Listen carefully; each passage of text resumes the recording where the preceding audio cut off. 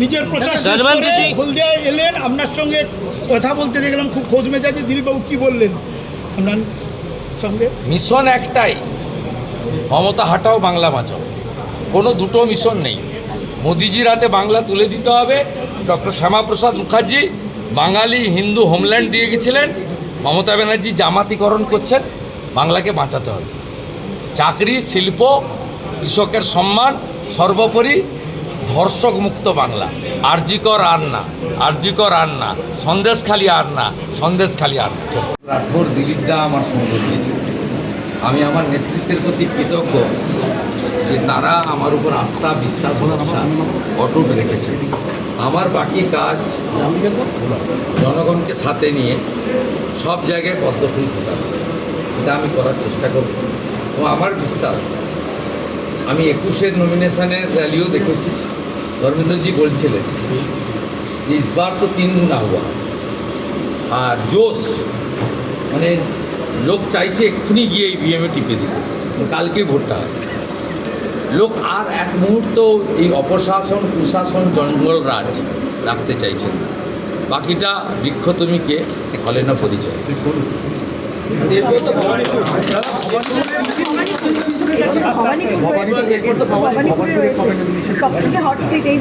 নন্দীগ্রামে আমি আপনাকে বলবো 21-এ কিছুটা ভোটের পাটিগণিতের হিসাবে টাপ ছিল, কারণ তখন নন্দীগ্রামে 64,000 মুসলিম ভোট ছিল। আর মমতা ব্যানার্জি মুসলিমদের ভুল বুঝিয়েছিল, সিএকে এনআরসি বলেছিল। আজকে মুসলিমরা বুঝে গেছে যে মোদিজি আছেন, সুশাসন, সুরক্ষা তারা পাবেন। অতএব আজকে মুসলিমরা ওদের চক্করে পড়ছে না, আর হিন্দুরা আরোই কবিত হয়েছে। তাই নন্দীগ্রাম এখন অনেক সহজ। আর ভোটের পাটিগণিতের হিসাবে এসআইআরের পরে ভবানীপুর তো বিজেপির আবার হয়ে গেছে। ভবানীপুর বিজেপির প্রথম নয়, আমি জিতলে প্রথমবার জেতা হবে না। 2014 সালে যখন মোদিজি প্রথম প্রধানমন্ত্রী হয়েছিলেন, তথাগত রায় দক্ষিণ কলকাতায় প্রার্থী ছিলেন, তখন কিন্তু ভবানীপুর বিধানসভায় বিজেপি লিড হয়েছিল 2000-এরও বেশি। অতএব ভবানীপুর বিজেপির চুরি, চাম্পারি, ছাপ্পা, অবৈধ অনুপ্রবেশকারী, মৃত ফেক ভোটার দিয়ে মমতা ব্যানার্জি ভোটে জিততেন, যেটা এসআইআরের পরে সম্ভব নয়। আর মোদিজি ওখানে আমাকে দাঁড় করিয়েছেন, নিতিন নবীনজি দাঁড় করিয়েছেন গুমনামি রোখার জন্য। 23 তারিখ পর্যন্ত নন্দীগ্রামে থাকবো, রাজ্যেও থাকবো। 24 তারিখ সকাল থেকে ভবানীপুরে থাকবো। 29 তারিখে মমতা ব্যানার্জিকে হারানোর কাজ শেষ করে তারপরে স্ট্রং রুম সিল করে ভবানীপুর ছাড়বো। 4 তারিখে দেখা হবে। দাদা, আজকে में चल पड़ा है। आज अपने का नॉमिनेशन पहला दिन है। मेरे ख्याल से बंगाल में पहला नॉमिनेशन हमारे नेता शुभेंदु अधिकारी जी दिलीप घोष जी के साथ आके नामांकन किया। यही अपने आप में बहुत बड़ा सूचना देती है अगले बार ममता जी को जाना ही पड़ेगा। বিজেপি ব্যক্তি নয়,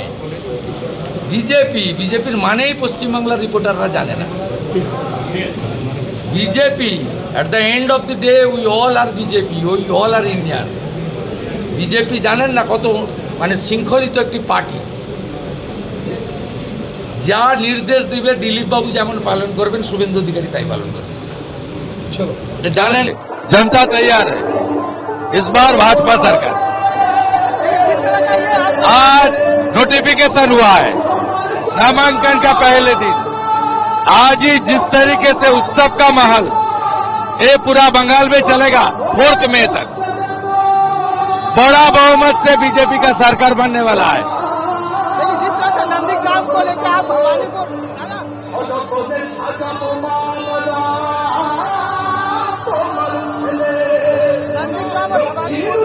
आगे बड़ा चैलेंज बड़ा चैलेंज आपने छोड़ा हो देखा जाएगा। मैं चैलेंज लेने वाला आदमी हूँ। एक बार हराया फिर हराऊंगा, ममता बनर्जी के फिर हराऊंगा। मान के चलिए हराऊंगा।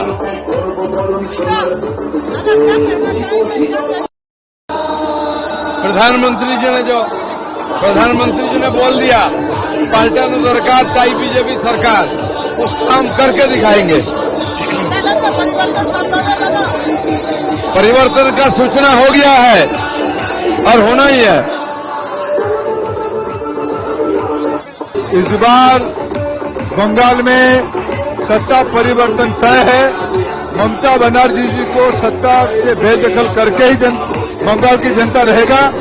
भारी बहुमतों से भारतीय जनता पार्टी की विजय होगा। बिल्कुल ये परिवर्तन ही दिख रहा है। जिस प्रकार से जनसैलाब आज सड़कों पे उतर चुकी है, ये चित्र पूरा बंगाल भर में है। नीचे से लेकर ऊपर तक पूरा बंगाल भर में ये चित्र है। लोग सरकार पलटने के लिए पूरा कटिबद्ध है। गृहमंत्री जी ने चार्जशीट पेश किया है, जिस तरह से आप संकल्प पत्र होगा, क्या लग रहा है कि आप हम बंगाल बिल्कुल समझ चुकी है। यहाँ की नौजवानों को चाकरी नहीं, महिलाओं को सुरक्षा नहीं। ममता बनर्जी जी बंगाल को घुसपैठियों के हाथ में देना चाहती है, जमात के हाथ में देना चाहती है। बंगाल की जनता इसको समझी है।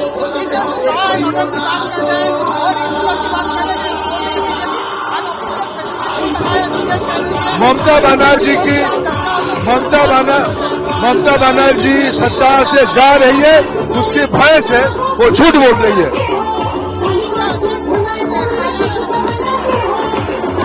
वो तो चुनाव आयोग की काम है, ऐसा राजनीतिक मुद्दा नहीं है।